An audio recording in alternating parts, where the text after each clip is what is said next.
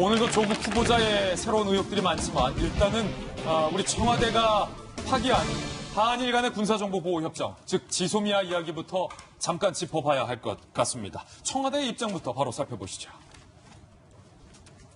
청와대, 일본이 외교적 해결을 모색하는 우리 정부 대응에 부응하지 않았다.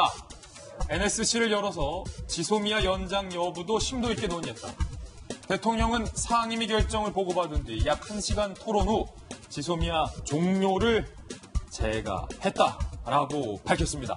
사실은 북한의 잇단 미사일 도발 등을 대비해서 한국과 미국과 일본, 이 전통적인 한미일 삼각 군사 동맹을 강화하고자 하는 상징적인 의미가 바로 한일 군사정보보호협정 지소미아였습니다.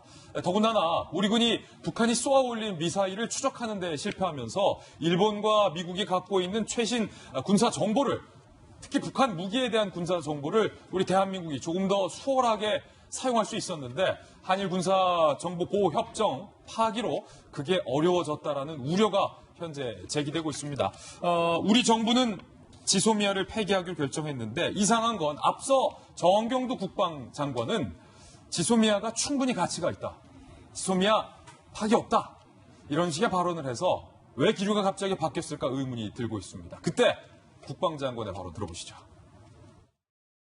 지소미아가 우리 안보에 도움이 됩니까? 안 됩니까? 도움이 되는 부분이 있으니까 신중하게 검토하는 거 아닙니까?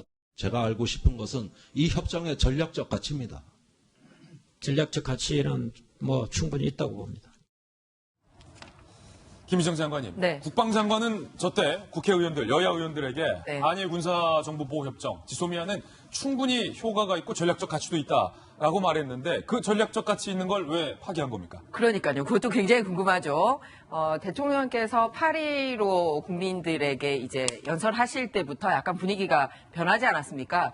외교적으로 정말 일본이 밉지만 그래도 우리의 이익도 챙겨야 되기 때문에 뭔가 좀 외교적 타결을 하시겠다라는 뜻을 담아서 일본인들에게 당한 직접적인 피해는 또 언급도 안 하시고 넘어갔고 또 국방부 장관이 저런 식으로 지소미아의 폐기에 대해서 그동안은 마치 폐기할 것처럼 하다가 약간 유보적인 입장도 얘기했었고 전략적 가치도 있다라고 얘기했다가 전혀 그런 흐름과 상관없는 결정이 됐어요. 그러니까 한간에 이런 얘기가 나오고 있지 않습니까? 뉴스는 뉴스로 덮는다. 예. 큰 뉴스를 덮으려면 큰 뉴스를 터트려야 되지 않겠냐라는 의문 제기를 하는 거예요. 그래서 덮어야 되는 큰 뉴스가 뭔지는 아마 들으시는 시청자분들이 판단하실 것 같아요. 혹시 이거 물타기 아니냐? 그렇죠. 지금 현재 우리나라에서 가장 핫한 뉴스가 뭔지 그거를 덮기 위해서 우리 조국 대한민국의 운명, 전략적 가치가 걸려있는 이 뉴스를 터뜨린 게 아닌가라는 그런 의심까지 든다라는 거죠. 어제 야당에서 이런 의혹을 제기했죠. 네. 그런데 하나 제가 말씀드리고 싶은 거는 2016년에 이제 한일 정보보호 협정 체결한 이후에 29건 정도 정보 교환이 있었어요. 예. 그런데 최근에 이제 일본하고 좀 안 좋은 일이 있지 않습니까?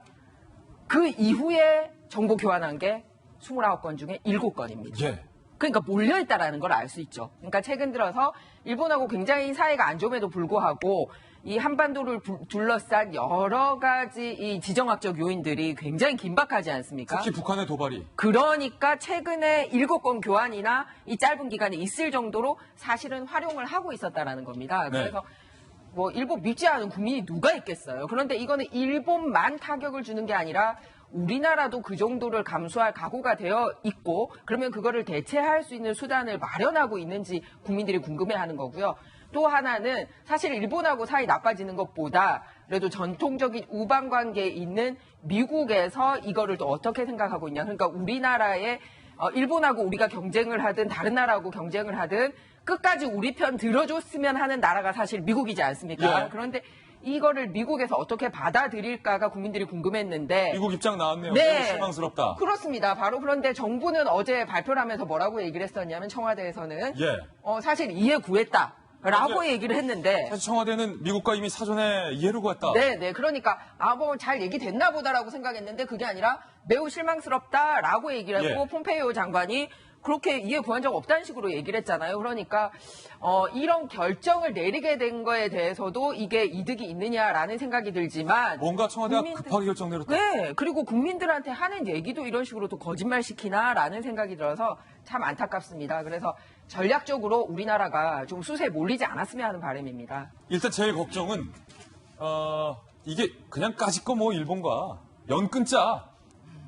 감정적으로 이렇게 하면 속은 시원할 텐데 우리의 안보의 우려, 더군다나 한일 간의 관계를 넘어서서 전통적인 한미 동맹까지 흔들리진 않을까, 이게 가장 큰 우려입니다. 북한이 신종 미사일을 뻥뻥 쏴댔는데 우리 군이 추적을 실패하고 있는 상황에서 우리 군이 아예 두 눈을 가리는 건 아니냐. 안보 전문가들은 이렇게 우려하고 있습니다.